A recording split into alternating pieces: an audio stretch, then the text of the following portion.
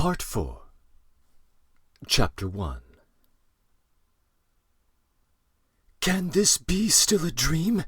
Raskolnikov thought once more. He looked carefully and suspiciously at the unexpected visitor.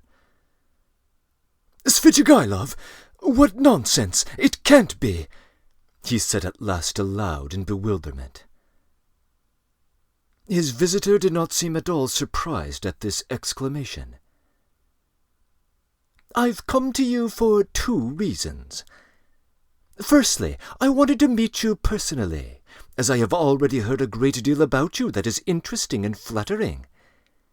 Secondly, I dearly hope that you may not refuse to assist me in a matter which directly concerns the welfare of your sister, Avdotia Romanovna. Without your support, she might not let me come near her now, since she is prejudiced against me. But with your help, I think I—" "You think wrongly," interrupted Raskolnikov.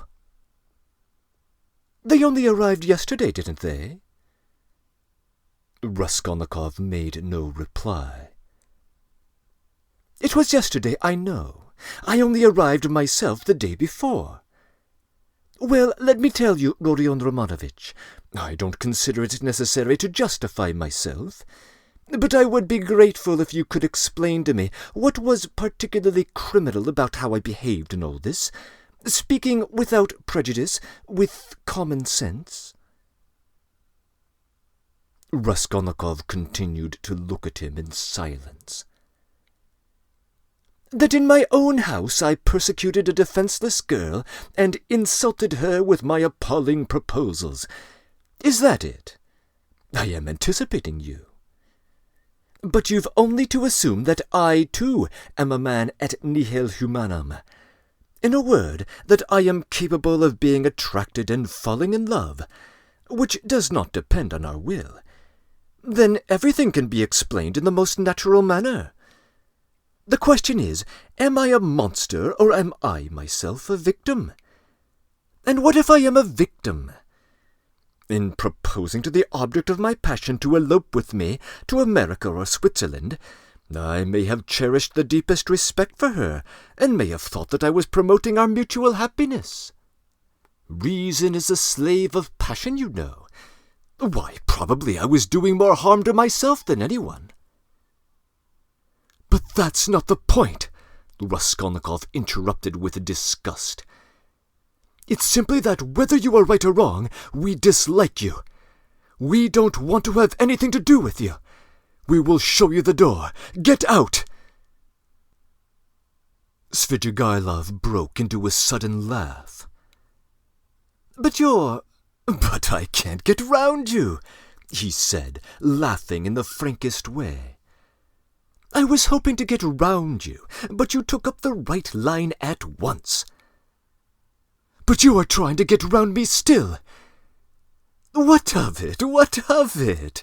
cried Svidrigailov, laughing openly. "But this is what the French call bonne guerre, and the most innocent form of deception. But still you have interrupted me. One way or another, I repeat again, there would never have been any unpleasantness, except for what happened in the garden. Marfa Petrovna—" "You've got rid of Marfa Petrovna too, so they say," Raskolnikov interrupted rudely. "Oh, you've heard that too, then?" "You'd be sure to, though. But as for your question, I really don't know what to say, though my own conscience is quite at rest on that score. Don't suppose that I am in any apprehension about it. All was regular and in order. The medical inquiry diagnosed apoplexy, due to bathing immediately after a heavy dinner and a bottle of wine. And indeed it could have proved nothing else. But I'll tell you what I have been thinking to myself recently, on my way here in the train especially. Didn't I contribute to that whole calamity, morally in a way, by my irritation or something of the sort? But I came to the conclusion that that too was out of the question." Raskolnikov laughed. "I'm amazed you trouble yourself about it." But what are you laughing at? Only consider, I struck her just twice with a whip. There were no marks even. Don't regard me as a cynic, please. I am perfectly aware how atrocious it was of me. But I know for certain, too, that Marfa Petrovna was very likely pleased at my warmth, so to speak. The story of your sister had been wrung out to the last drop. For the last 3 days Marfa Petrovna had been forced to sit at home. She had nothing to show herself with in the town. Besides, she had bored them so much with that letter. You heard about her reading the letter. And all of a sudden those 2 whip-lashes fell from heaven. Her first act was to order the carriage to be got out. Not to speak of the fact that there are cases when women are very, very glad to be insulted, in spite of all their show of indignation. There are instances of it with everyone. Human beings in general, indeed, greatly love to be insulted. Have you noticed that? But it's particularly so with women. You might even say it's their only amusement. At one time, Raskolnikov thought of getting up and walking out, and thus drawing their interview to a close. But some curiosity and even a sort of carefulness made him linger for a moment. "Are you fond of fighting?" he asked casually. "No, not very," Svidrigailov answered calmly. "And Marfa Petrovna and I scarcely ever fought. We lived very harmoniously, and she was always pleased with me. I only used the whip twice in all our 7 years, not counting a third occasion, which was really very ambiguous. The first time was 2 months after our marriage, immediately after we arrived in the country, and the last time was the one we were just speaking about. Did you suppose I was such a monster, such a reactionary, such a slave-driver? Oh, by the way, do you remember, Rodion Romanovich, how a few years ago, in those days of kindly publicity, a nobleman, I've forgotten his name, was put to shame everywhere in all the papers for having thrashed a German woman in a railway train? You remember? It was in those days, the same year, I believe, that the disgraceful action of the age took place. You know, the Egyptian nights, that public reading, you remember? The dark eyes, you know. Ah, the golden days of our youth, where are they now? Well, as for the gentleman who thrashed the German, I feel no sympathy with him, because after all, what need is there for sympathy? But I must say that there are sometimes such provoking Germans that I don't believe there is a progressive who could quite answer for himself. No one looked at the subject from that point of view then, but that's the truly humane point of view, I assure you." After saying this, Svidrigailov broke into a sudden laugh again. Raskolnikov saw clearly that this was a man with a firm purpose in his mind, who was able to keep it to himself. "I expect you've not talked to anyone for several days?" he asked. "Scarcely anyone. I suppose you are wondering at how adaptable a man I am?" "No, I am only wondering at the fact that you are too adaptable." "Because I am not offended at the rudeness of your questions. Is that it? But why take offence? As you asked, so I answered," he replied, with a surprising expression of simplicity. "You know, there's hardly anything I take interest in," he went on, as it were dreamily. "Especially now I've nothing to do. You are entirely free to imagine, though, that I am making up to you with a motive, especially as I told you I want to see your sister about something. But I'll confess frankly, I am very bored. The last 3 days especially, so I am delighted to see you. Don't be angry, Rodion Romanovich, but you seem somehow to be very strange yourself. Say what you like, There's something wrong with you, and now, too. Not this very minute, I mean, but now generally. Well, I won't, don't scowl. I am not as much of a bear, you know, as you think. Raskolnikov looked gloomily at him. You're not a bear, perhaps, at all, he said. In fact, I think you're a man of very good breeding, or at least know how on occasion to behave like one. I am not particularly interested in anyone's opinion, Svidrigailov answered, dryly and even with a shade of pride. And therefore, why not be vulgar at times, when vulgarity is such a convenient cloak for our climate? And especially if you are naturally inclined that way, he added, laughing again. But I've heard you have many friends here. You are, as they say, not without connections. What can you want from me, then, unless you have some special purpose? That's true that I have friends here, Svidrigailov admitted, not responding to the main point. I've met some already. I've been lounging about for the last 3 days, and I've seen them, or they've seen me. That's a matter of course. I'm well dressed, I'm not considered poor. The emancipation of the serfs hasn't affected me. My property consists mainly of forests and water meadows. The revenue has not fallen off. But I am not going to see them. I was sick of them long ago. I've been here 3 days and have called on no one. What a town it is! How has it come into existence among us? Tell me that. A town of officials and students of all sorts. Yes, there's a great deal I didn't notice when I was here 8 years ago, kicking up my heels. My only hope now is in anatomy, by God it is. Anatomy? But as for these clubs, Dussaults, parades, or progress indeed, maybe, well, all that can go on without me, he went on, again without noticing the question. Besides, who wants to be a card cheat? Why, have you been a card cheat, then? How could I help being? There was a regular set of us, men of the best society 8 years ago.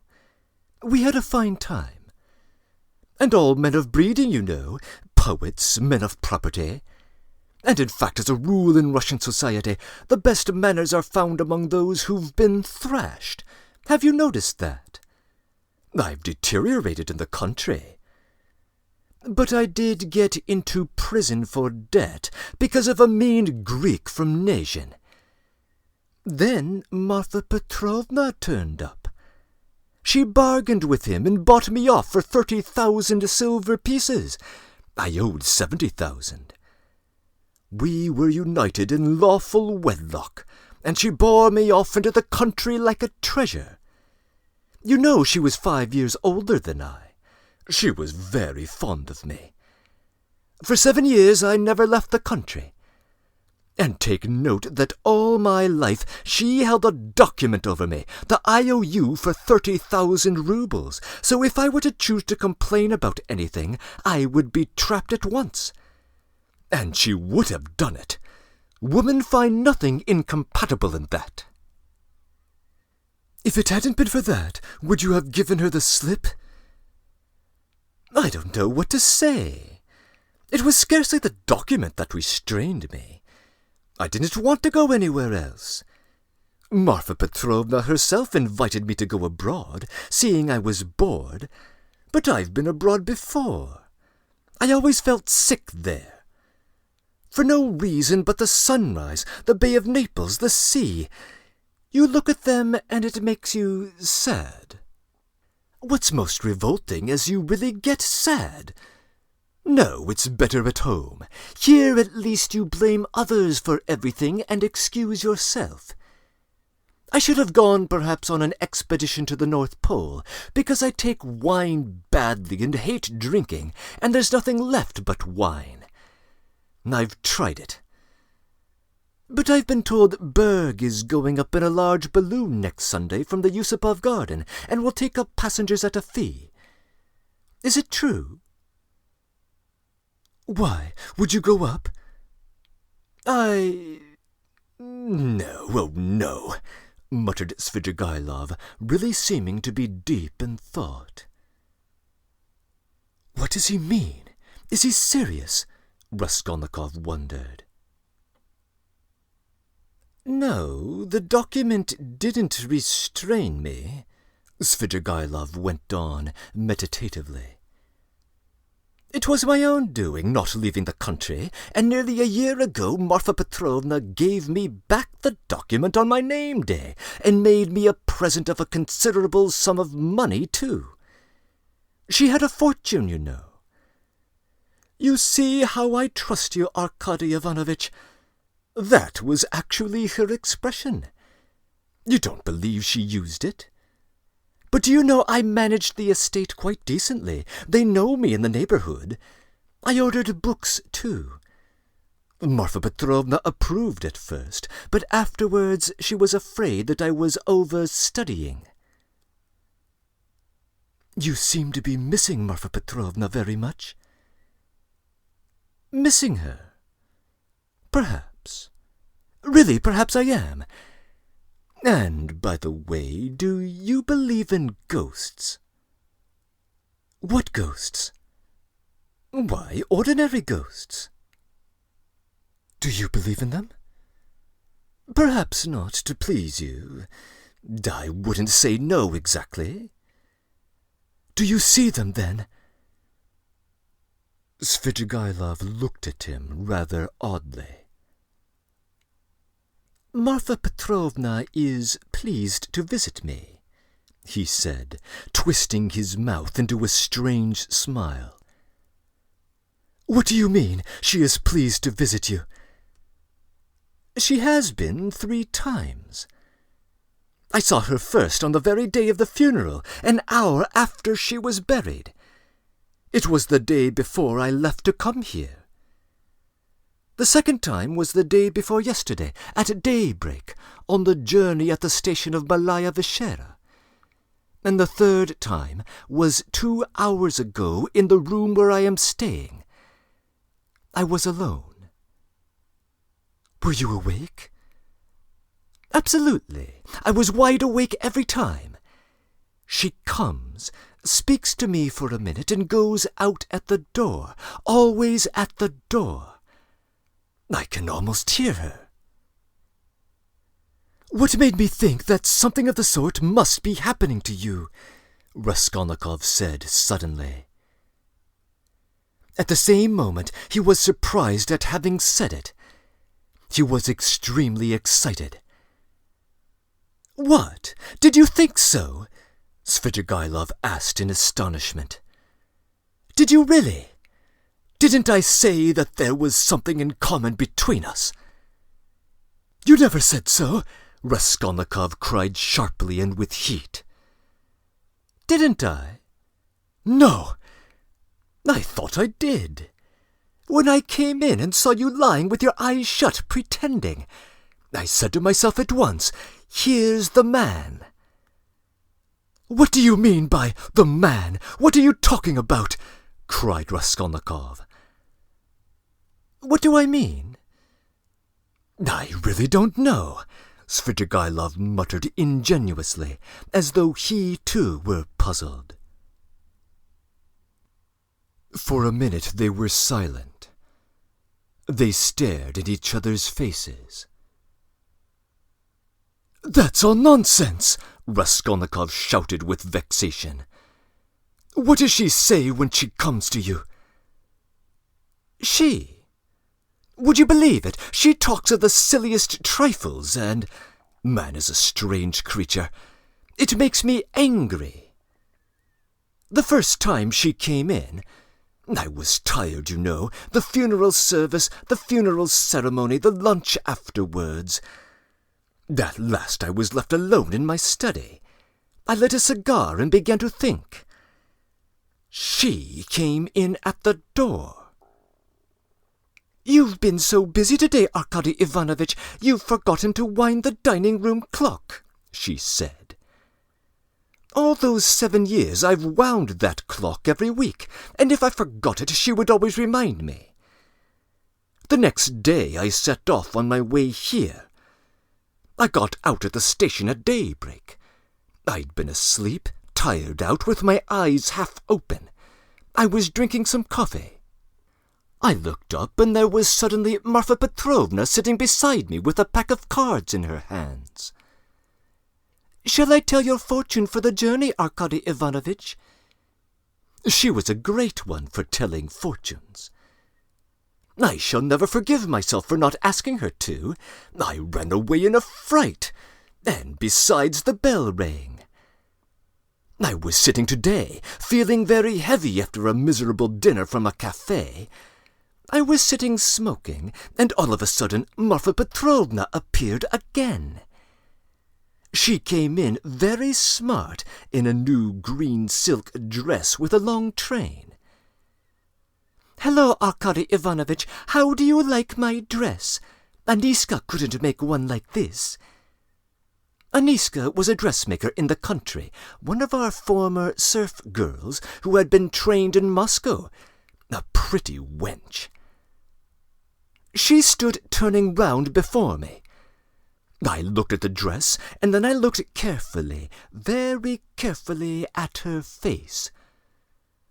"I'm surprised you bothered to come to me about such unimportant matters, Marfa Petrovna." "Good gracious, you won't let anyone disturb you about anything." To tease her, I said, "I want to get married, Marfa Petrovna." "That's just like you, Akari Ivanovic. It does you very little credit to come looking for a bride when you've hardly buried your wife. And if you could make a good choice at least. But I know it won't be for your happiness or hers. You will only be a laughing-stock to all good people." Then she went out, and her train seemed to rustle. Isn't it nonsense? "But perhaps you are lying," Raskolnikov put in. "I rarely lie," answered Svidrigailov thoughtfully, apparently not noticing the rudeness of the question. "And in the past, have you seen ghosts before?" "Yes, I have seen them, but only once in my life, 6 years ago. I had a serf, Filka. Just after his burial, I called out forgetfully, 'Filka, my pipe!' He came in and went to the cupboard where my pipes were. I sat still and thought, 'He is doing it to take revenge on me, because we had a violent quarrel just before his death.' 'How dare you come in with a hole in your elbow?' I said. 'Go away, you fool!' He turned and went out and never came again. I didn't tell Marfa Petrovna at the time. I wanted to have a service sung for him, but I was ashamed." "You should go to a doctor." "I know I am not well without your telling me, though I don't know what's wrong. I believe I am 5 times as strong as you are. I didn't ask you whether you believe that ghosts can be seen, but whether you believe that they exist." "No, I won't believe it," Raskolnikov cried with real anger. "What do people generally say?" muttered Svidrigailov, as though speaking to himself, looking aside and bowing his head. "They say, 'You are ill, so what appears to you is only unreal fantasy.' But that's not strictly logical. I agree that ghosts only appear to the sick, but that only proves that they are unable to appear except to the sick, not that they don't exist." "Nothing of the sort," Raskolnikov insisted irritably. "No, you don't think so?" Svidrigailov went on, looking at him deliberately. "But what do you say to this argument? Come on, help me with it. Ghosts are, as it were, shreds and fragments of other worlds, the beginning of them. A man in health has, of course, no reason to see them, because he is above all a man of this earth, and is bound, for the sake of completeness and order, to live only in this life. But as soon as he is ill, as soon as the normal earthly order of the organism is broken, he begins to realize the possibility of another world. And the more seriously ill he is, the closer becomes his contact with that other world, so that as soon as the man dies, he steps straight into that world. I thought of that long ago. If you believe in a future life, you can believe in that too. I don't believe in a future life, said Raskolnikov. Svidrigailov sat lost in thought. And what if there are only spiders there, or something of that sort? He said suddenly. He is a madman, thought Raskolnikov. We always imagine eternity as something beyond our conception, something vast, vast. But why must it be vast? Instead of all that, what if it's one little room, like a bathhouse in the country? Black and grimy, and spiders in every corner, and that's all eternity is. I sometimes imagine it like that. Can it be you can imagine nothing more just and comforting than that? Raskolnikov cried, with a feeling of anguish. More just? And how can we tell? Perhaps that is just. And, do you know, it's what I would certainly have made it, answered Svidrigailov, with a vague smile. This horrible answer sent a cold chill through Raskolnikov. Svidrigailov raised his head, looked at him, and suddenly started laughing. Only think, he cried. Half an hour ago we had never seen each other. We regarded each other as enemies. There is a matter unsettled between us. We've thrown it aside, and away we've gone into the abstract. Wasn't I right in saying that we were birds of a feather? Please allow me, Raskolnikov went on irritably, to ask you to explain why you have honored me with your visit, and I am in a hurry. I have no time to waste. I want to go out. By all means, by all means. Your sister, Avdotia Romanovna, is going to be married to Mr. Luzhin, Peter Petrovitch. Can you stop asking questions about my sister and mentioning her name? I can't understand how you dare say her name in my presence, if you really are Svidrigailov. But I've come here to speak about her. How can I avoid mentioning her? Very good, speak, but be quick about it.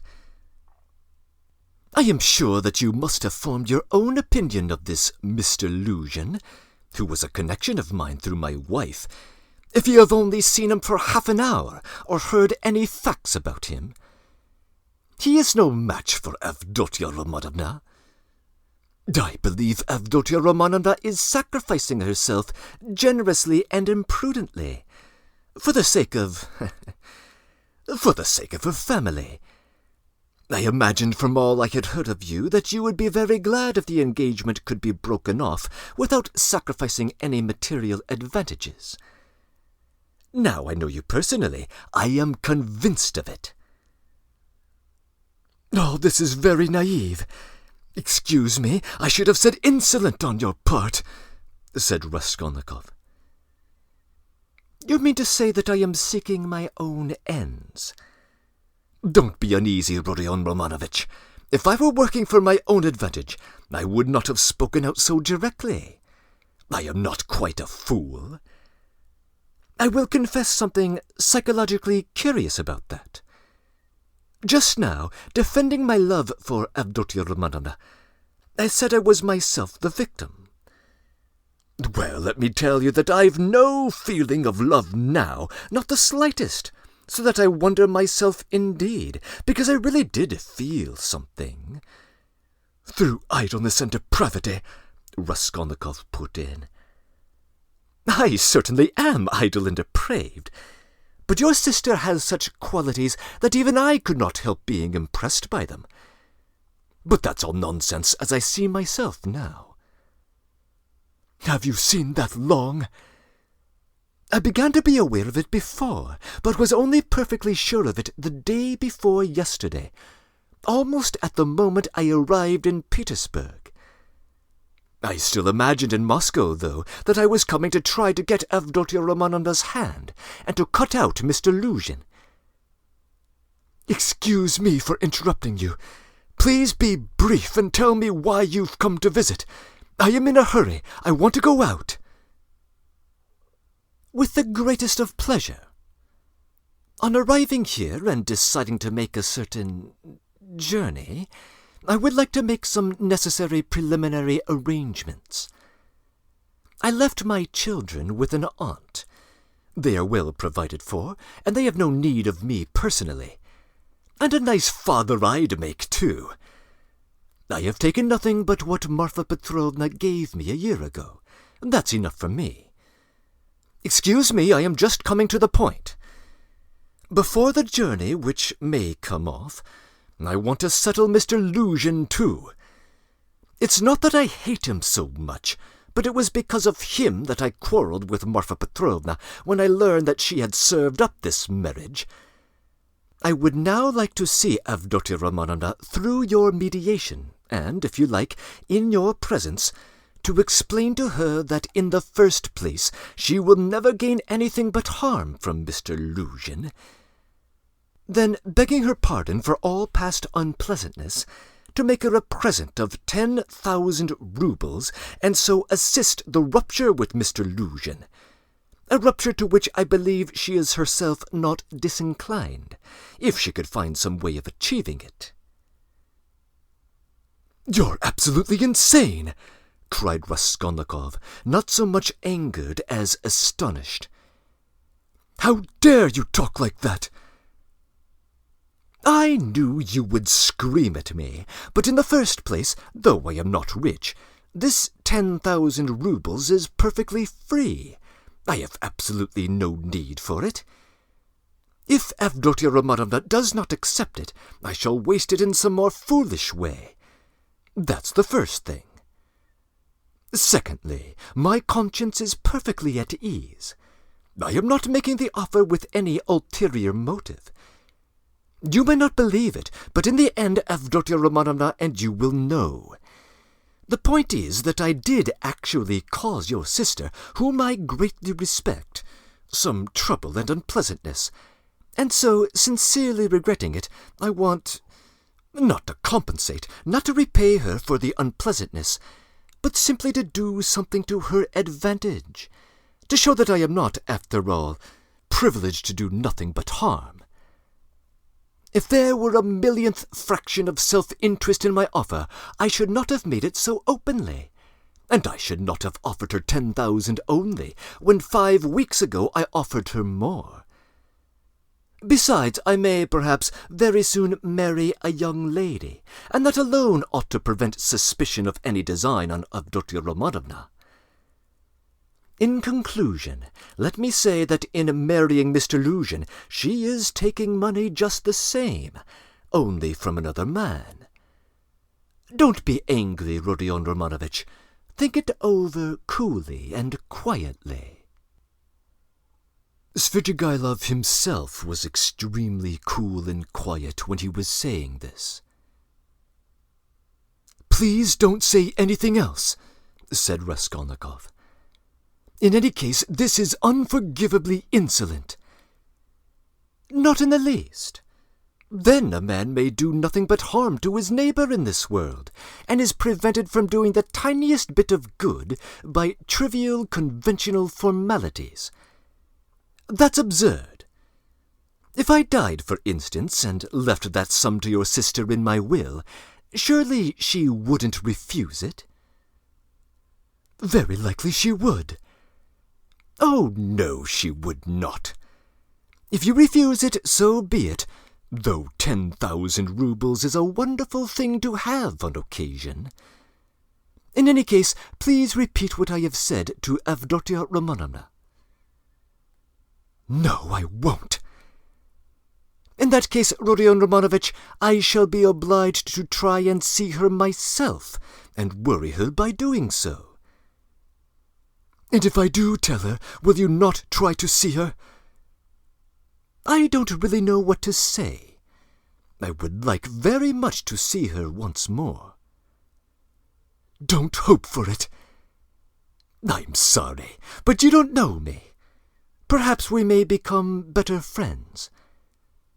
You think we may become friends? And why not? Svidrigailov said, smiling. He stood up and took his hat. I didn't really intend to disturb you, and I came here without thinking I would, though I was very struck by your face this morning. Where did you see me this morning? Raskolnikov asked uneasily.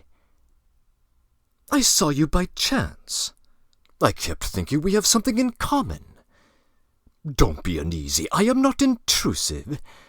I used to get on all right with card cheats, and I never bored Prince Sverby, a great nobleman who was a distant relation of mine. And I could write about Raphael's Madonna in Madame Prelukov's album, and I never left Marfa Petrovna's side for 7 years, and I used to stay the night at Vyazemsky's house in the Haymarket in the old days, and I may go up in a balloon with Berg, perhaps. All right, all right. Are you setting off soon on your travels?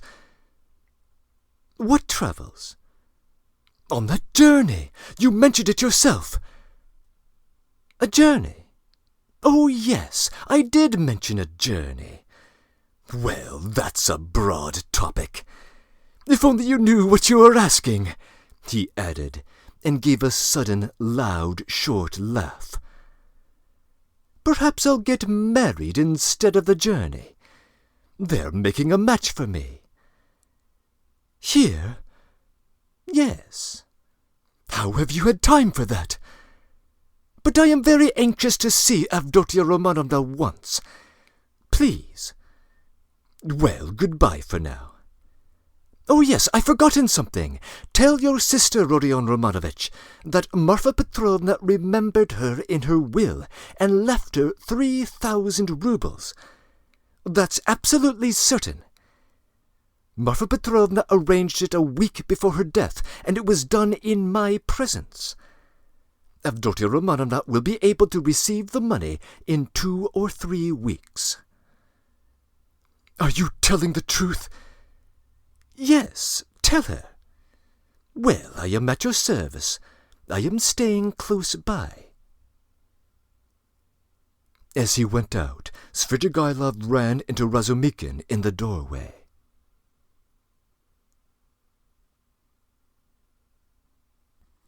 Breaking in. This introduction to Svidrigailov's character reveals him to be an enigmatic figure. The name Svidrigailov is an unusual one. Erwin Weil suggests that it might derive from a historical battle where the Orthodox army lost the field to non-Christian forces. Something similar may have happened in the man's soul. Much of his history seems cloaked in moral ambiguity, but hints at rather darker waters beneath. It is worth observing that each of the 2 ghosts who have haunted the man, both his deceased wife and his deceased servant Filka, died shortly after a violent altercation with him. The justification he offers for his behavior is often twisted. His claim that reason is the slave of passion derives from the subversive Enlightenment philosopher David Hume, although I doubt even Hume intended this quote to be taken in quite this way. Nevertheless, while the offer of 10,000 roubles to Dunya carries the smell of an ulterior motive, It could be genuine, despite its impropriety, and his claim that he rarely lies itself appears sincere. And he is obviously undergoing some tumultuous inner struggle, which seems to culminate in a choice between taking some mysterious journey and arranging a swift and mysterious remarriage. Indeed, there does appear to be a connection between these two characters, despite Raskolnikov's protest to the contrary. Svidrigailov's first unbidden thought upon entering and seeing the prone Raskolnikov, "Here's the man," appears to me to be a second authorial allusion to John 19:5, the famous Ecce Homo moment, where Pontius Pilate gestures toward the afflicted Jesus on trial. The first was a much more deliberate reference by Marmeladov in his self-introduction to Raskolnikov in Part 1, Chapter 2. Whatever the case, the parallelism between these two men will be worth attending to in what follows. Svidrigailov makes a number of references to people and places of contemporary Petersburg, some of which are identified on screen. A more complicated reference juxtaposes two highly publicized events of the early 1860s. One was a widely reported whipping of a German woman. The other was a journalistic dispute over a public reading of Pushkin's story, Egyptian Nights. The reading, by a woman with dark eyes, was accused by one journal of glorifying feminine vice, which in turn set off counter-arguments in another about the need for women's emancipation. Svidrigailov appears to think the whole conflict funny, and is unconcerned about the fact that he whipped his own wife. When Svidrigailov says that eternity might be like a solitary, dirty bathhouse in the country, Dostoevsky may be drawing upon his own experience in Siberia, as chronicled in The House of the Dead. That memoir gives a famous depiction of prisoners in the local bathhouse, which some commentators compare to Dante's portrayal of hell. And Svidrigailov, in turn, may be one of hell's finer ambassadors. Finally, it is worth noting that Raskolnikov has, within the space of a few hours, reversed his stated position on the afterlife. In front of Porfiry Petrovich, he has affirmed it. Before Svidrigailov, he has denied it. Raskolnikov's character continues to match the meaning of his surname. End of comments.